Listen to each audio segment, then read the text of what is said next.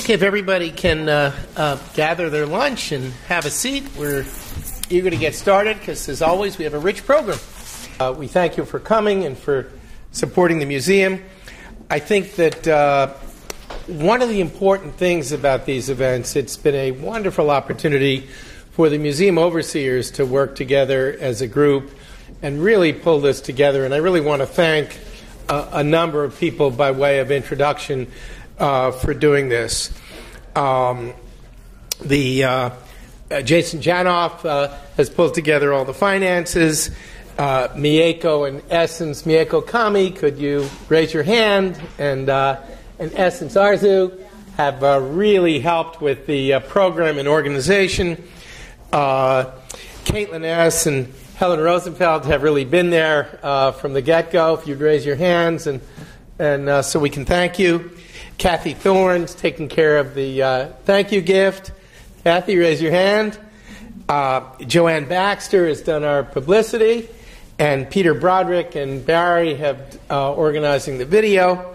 And Lindsay Cameron, I don't know if Lindsay's here, but she manages the store and has organized the books. And I think Janie's going to be willing to sign books for people after the talk.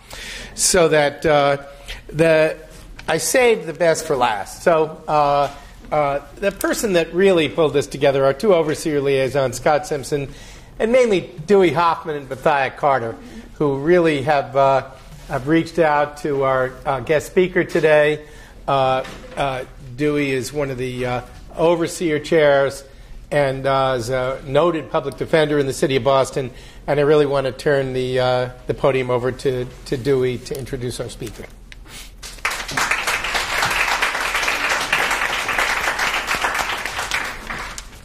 Thanks, Michael. I hope you all can hear me. I'm not going to mess with the microphone, so I'm just going to leave it where it is. But thank you. Dr. Michael Yogman is the chair of the board of directors, and as he mentioned, I'm a co-chair of the board of overseers, and I just want to add my own personal note of thanks on behalf of the board of overseers to all of you for joining us today for this important conversation. We sat down, the board of overseers sat down several months ago, and as we started to think about what we wanted to do in the way of programming for the next couple of years, one of the very first topics that we decided we really wanted to address was the development of racial identities and perspective and attitudes in children, and our involvement in that as adults, whether as parents, in our professional capacity, or just as involved members of the community.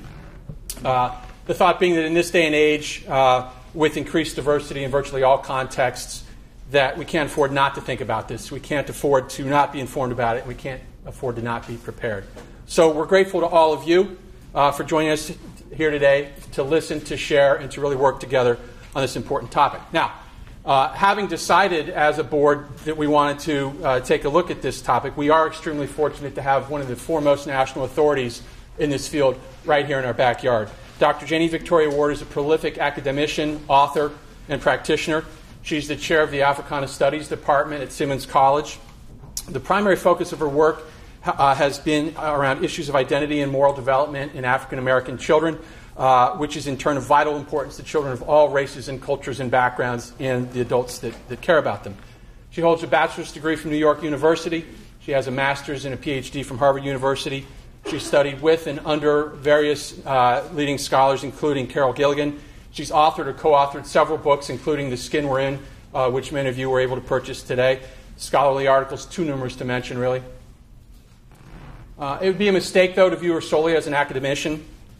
She's been an insightful and generous practitioner and collaborator in the community on issues of race and gender and child development with educators, service providers, nonprofits, and philanthropists.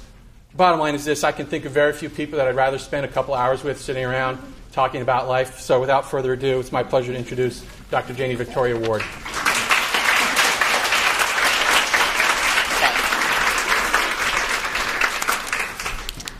Wow.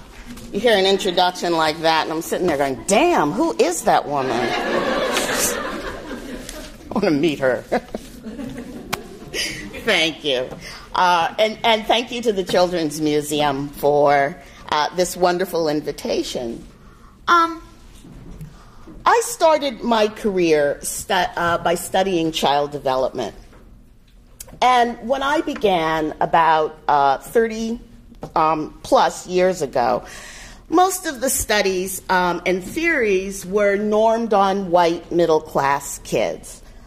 At that time, when we talked about diversity, diversity meant black kids, African Americans, very little conversation in the field about Latinos, about Asians, and there was actually very little attention to sexual orientation. And to learn about black folks, what one had to do was to pick up a psychological textbook, flip to the index at the end, and if you wanted to learn anything about black girls, you looked up teen pregnancy. If you wanted to learn anything about black boys, you looked up juvenile delinquency. So black kids were largely defined by their deficiencies, and that was the extent of the knowledge. There was no talk about race, and especially no talk about racism. The thinking at the time was that such talk would demoralize kids. It would destroy their innocence. It would spoil their childhood. And what's worse, it would turn them into victims. Over the years, my interest started to coalesce around identity development, particularly in the adolescent years. So those questions of who am I, where do I belong, where do I fit in, were the questions that really grabbed me. The renowned developmental psychologist Erik Erikson argued that to understand development, one must understand the context in which one lives. The process of identity formation is psychosocial, which, he meant, refers both to the continuity of self over time and to one's relationship to society. Now, central to the experience of adolescence is the ability to take the self as object and to reflect on the relationship between self and society. In other words, the adolescent is thus able to see the self as the self is seen by other people. Okay? Now, black scholars working in the 1970s and 80s and beyond have argued that when it comes to identity for black individuals, psychologists argue that a stable concept of self, both as an individual as well as a group member, is absolutely essential to understand. This integration of an individual's personal identity with one's racial identity is a necessary and inevitable developmental task of growing up black in white America. So, this was largely my yak. And I would be invited to various settings to talk about my research, schools, community groups, and thankfully, for the most part, I would get a positive reception. However, I always sort of sensed, especially if I was talking to a group of white parents and educators, that they were thinking, she's just talking about black children, right? Which for white parents, teachers, clinicians, were other people's children. Occasionally, I would get a question about a biracial child or mixed-race child. What's going on with those kids? Over the years, I started to field questions about cross-racially adopted children, some of African descent, others from South and Central America, Southeast Asia, and, especially in this area, girls from China. And that leads me to my recent research. Right now, I'm involved in a study looking at white moms adopting daughters from China. I was fascinated by the phenomenon that some families would be monocultural on their flight to China and then suddenly become multicultural when the adoption agency puts that beautiful little baby in the mother's arms. That was really amazing to me. And I was wondering, what does this transformation for white women look like? Right? And I'm trying now to understand, it's a qualitative study, talked to a bunch of white women and talking about their lives. And my co-author and I have evidence that some of these mothers were awakened to racial realities for the first time as a result of their relationship with their daughters. I'm also learning a bunch of other things. Like, for instance, many of the mothers reject the idea of being colorblind, right? So we had a question, how do you think about your parenting? Okay. And no, I'm not colorblind, we're not exactly sure how to finish that sentence. Most of the moms are living in racially isolated areas, and they proclaim with pride their belief that this nation is less racist. But of course, they're living in an area where there aren't a whole lot of people around to challenge that belief. Raising a child of color, often in predominantly white environments, is, and this is based on the mother's own descriptions,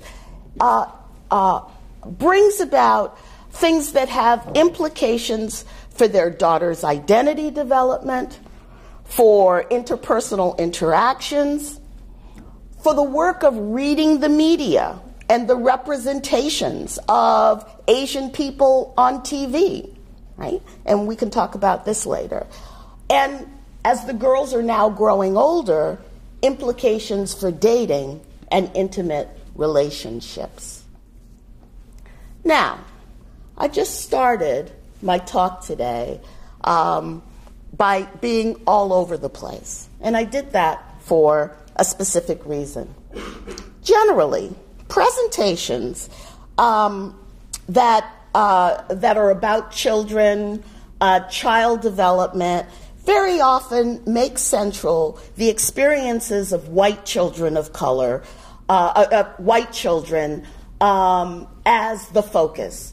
And so people like me, a mother with a black child, would be sitting in the chair sort of sitting, okay, well, when are they going to get to the part that's relevant to me and mine, right?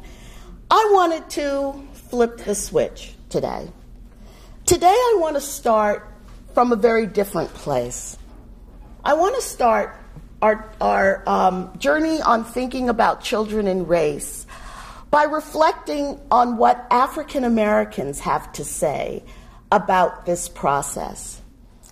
I was very fortunate a few years ago to receive funding to do a qualitative study of African American parents of adolescents and adolescents themselves, traveled to 4 different cities across the country.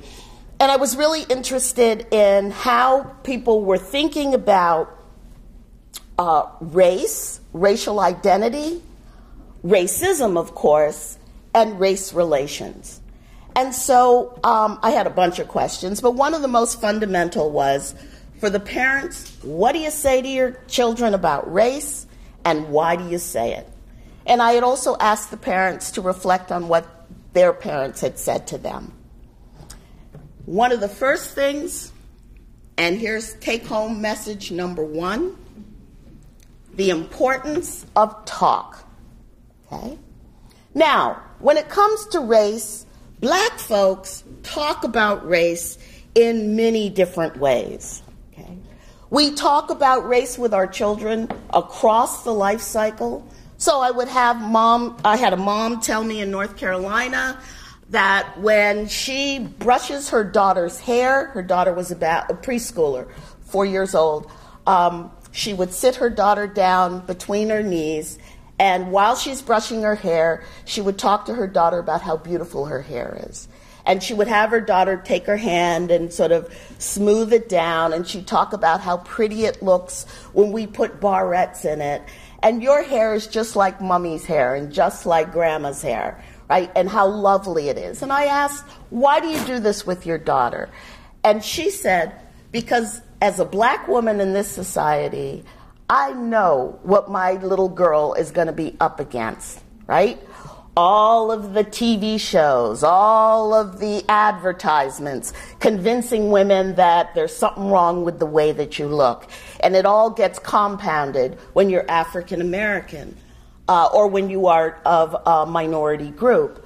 So this mom was saying, I'm giving my daughters the tools now that she will need to do battle when she grows older. So we talk about, and then I'll give you an example at the other end. And this is before the Trayvon Martin tragedy. But I had parents who would talk about, what do you say to your kids about race? Well, my son, I talk to him about the police, right? He has to know, as an African American male, that, he may be doing the same thing that his white friends are doing, but when the cops come, you know who's going to get questioned. And he has to know how to conduct himself so that he does not bring harm to himself and he is not, unduly detained, shall we put it. Okay. So we talk about race across the life cycle. We talk in the home. We talk in our churches. For the parents who were educated in black schools, they told lots of stories about black teachers, black principals talking about race in a variety of ways.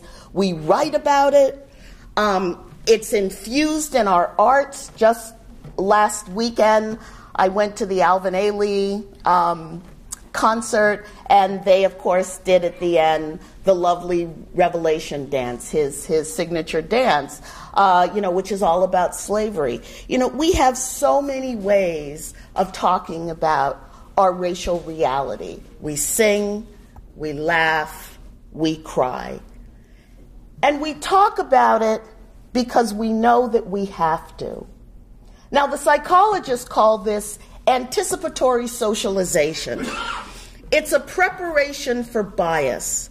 The idea that black parents are communicating to their kids that we know at some point in your life you're going to come up against instances in which people are not going to treat you in the fair way that they should. And you need to be prepared for that. You need to know how to navigate those inequities that are out there. Parents also talk about helping their kids to become aware of stereotypes. And so now I'm going to talk about these are things that we hear from black parents, but I suspect some of you sitting out there who may not be of African descent may start to hear these things resonate in your own families. So, stereotypes. Here's a concept that I think every parent should understand, and that is the idea, Claude Steele's work of stereotype threat. Okay? Definition, sorry, I'm a professor. Stereotype threat is the experience of anxiety or concern in a situation when a person has the potential to confirm a stereotype about their social group. So what does this look like? Okay. It's the black kid who is taking a test, and he has heard that the statistics in his school show a huge racial achievement gap, right? And suddenly it's time to take this test, and the kid starts to think, wow, if I don't do well on this test, it's going to confirm all those things that they've said about black kids not being smart, right? And so now, instead of having the psychological energy go into performing well on that test, the kid is now consumed with anxiety about not proving that black kids aren't as smart as white kids. Okay?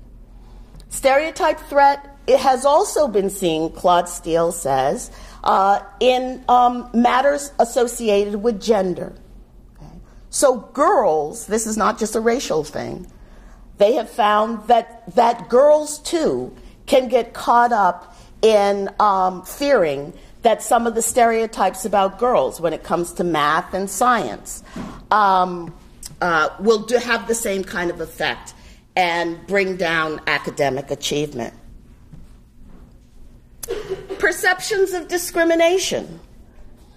Now, just as I had said to you earlier, black parents say we talk to our kids about discrimination.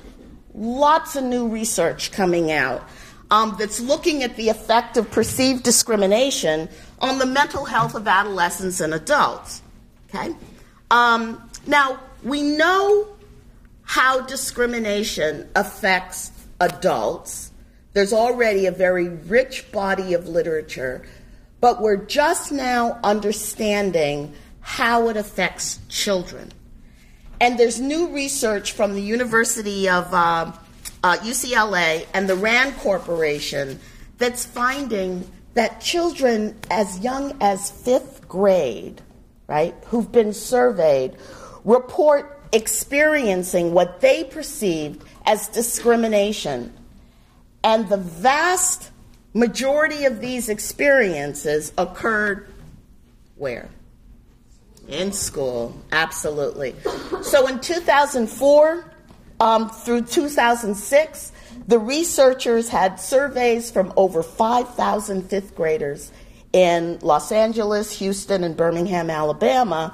And the study found that a greater percentage of African American children, about 20%, Hispanic children, about 15%, and children who were identified as other, another 15%, reported perceived racial or ethnic discrimination. And that was much more than their white counterpart. The white kids only reported about 7%. Now, the strongest and most consistent association of discrimination with mental health symptoms involved symptoms of depression in children of color. And it really does make you wonder how many of our children might be out there dealing with stress that leads to depression, and that it may have something to do with how they feel they are being perceived by other people and treated by other people. Okay. Another study found that adolescents from Latin American and Asian backgrounds experience more discrimination than their white peers. And in this study, the discrimination appeared not just to come from other adolescents, but from adults as well. And the level of discrimination also impacted the kids' grade point averages and their health, as it was associated with depression, distress, and lower levels of self-esteem. So we know that discrimination taxes adolescents' physical and psychological resources, and it may also affect a child's ability to do well in school. The last idea I want you to be thinking about is what we call microaggressions. Now, when I was talking to African American parents, I could use the word racism, and it sort of became code. But I was never absolutely certain of the parents' description of what they meant by the word. And I think that what often happens is that within families, people have different definitions. I should have said definitions, not descriptions. Different definitions of what racism is, okay? And I leave that up to families to define for themselves what they call racism, okay? I also have found that the word racism is one of those words that can stop a conversation, right? And maybe as it should be, because when we think about racism, there's something about it that says, you got to do something about it, right?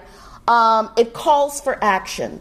And so a lot of people don't want to use that word unless they're absolutely certain that that's what it was all about. Okay, fine. If you're one of those people, you might choose to use the word microaggression. Okay? And there are a lot of psychologists that are working with this concept. Microaggressions are brief and commonplace verbal, behavioral, or environmental indignities, whether they're intentional or unintentional, that communicate hostile, derogatory, or negative racial slights or insults towards people of color. So what does a microaggression sound like? I often say to people, if I had $1 for every white person who's ever said to me in my life, wow, you're so articulate, I would be a very wealthy woman. Okay?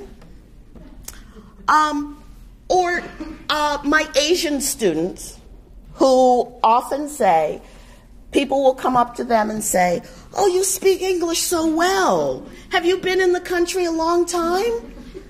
Yeah, like 5 generations. Okay.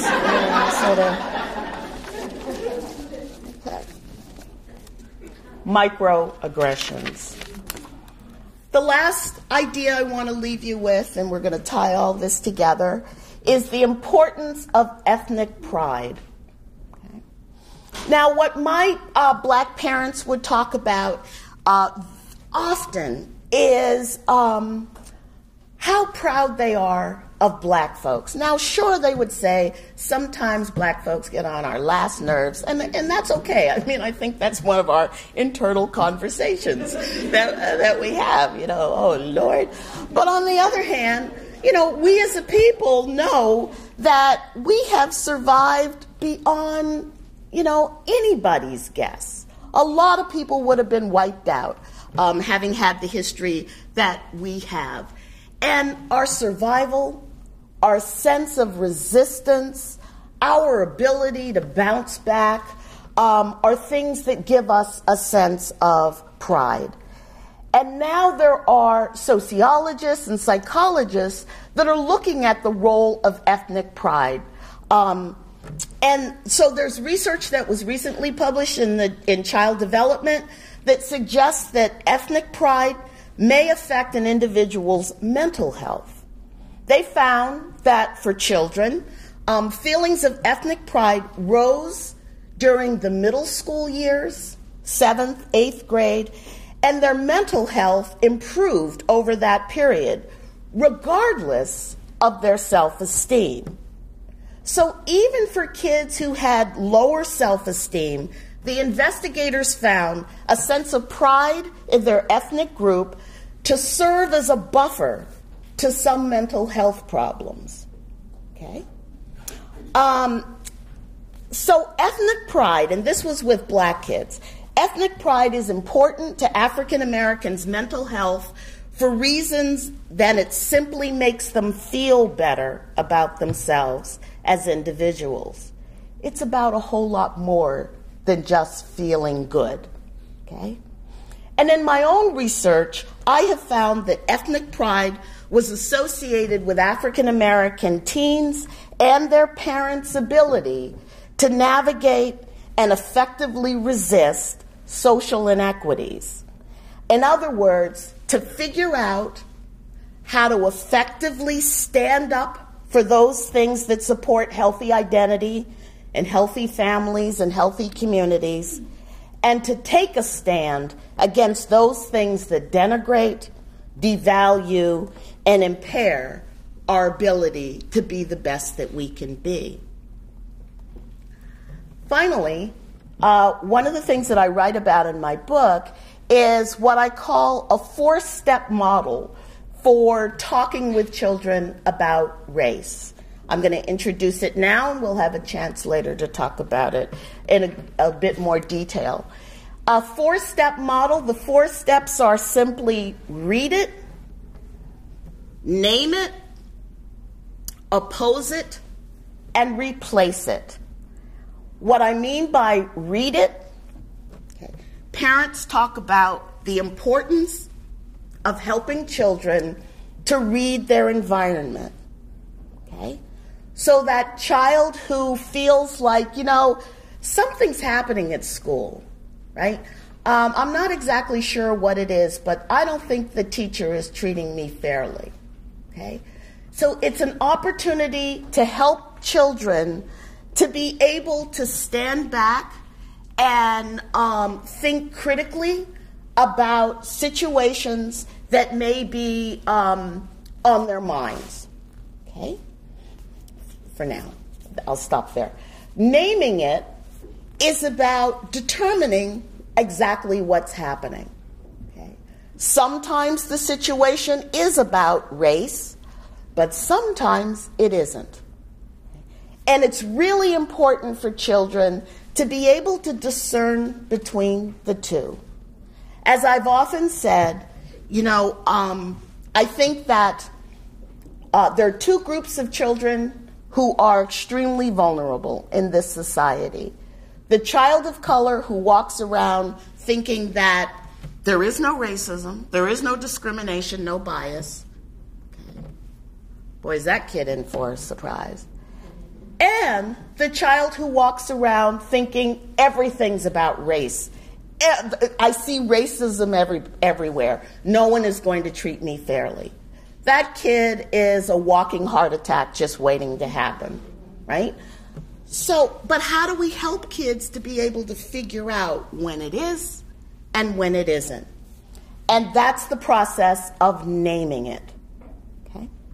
Opposing it is about once you've decided what it is, let's figure out an effective strategy to deal with the situation.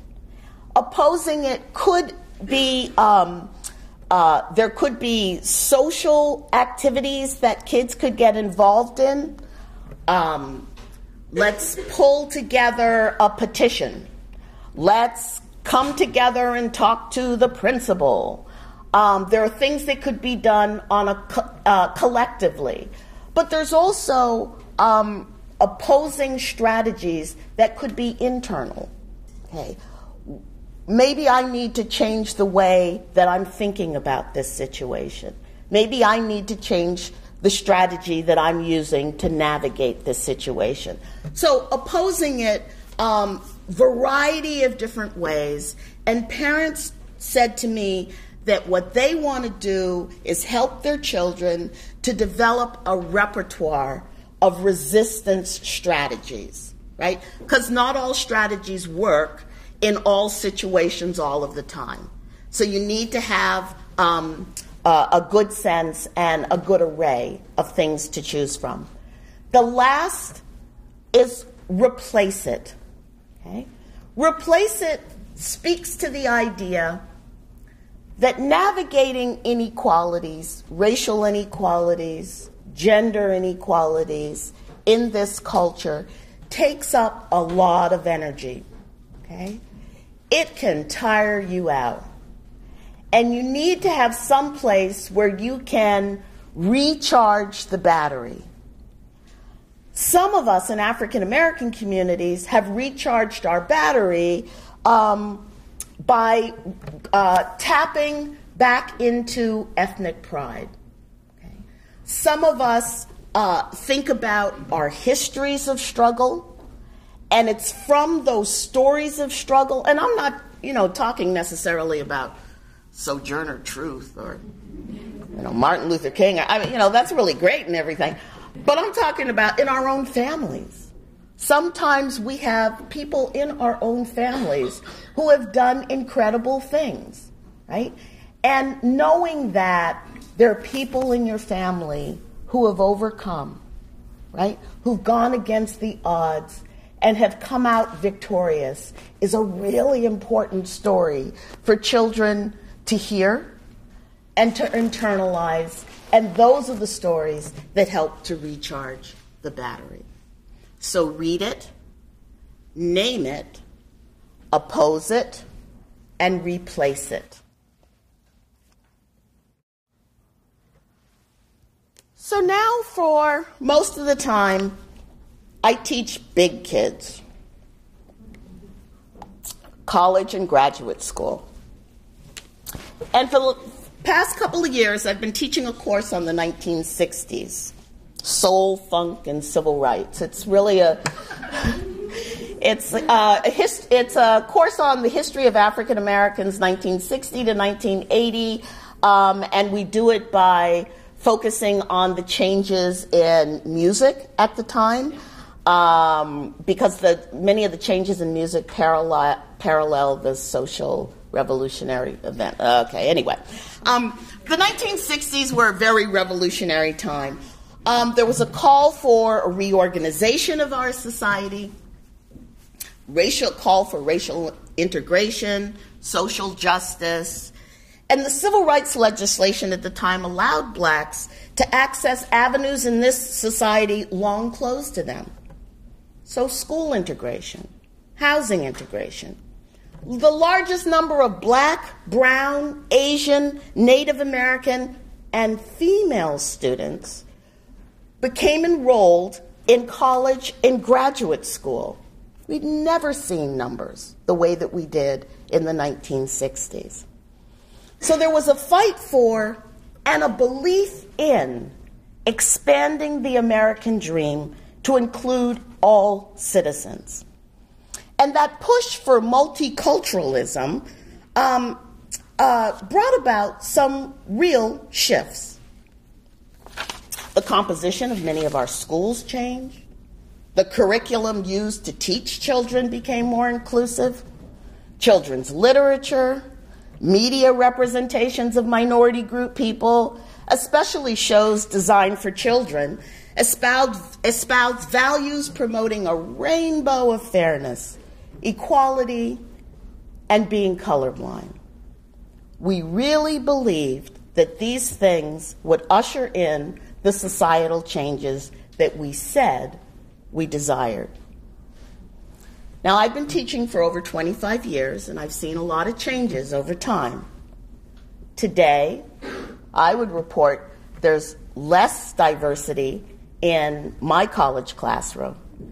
And it's even more chilling that striking numbers of white students enter my class having had no experience with diversity.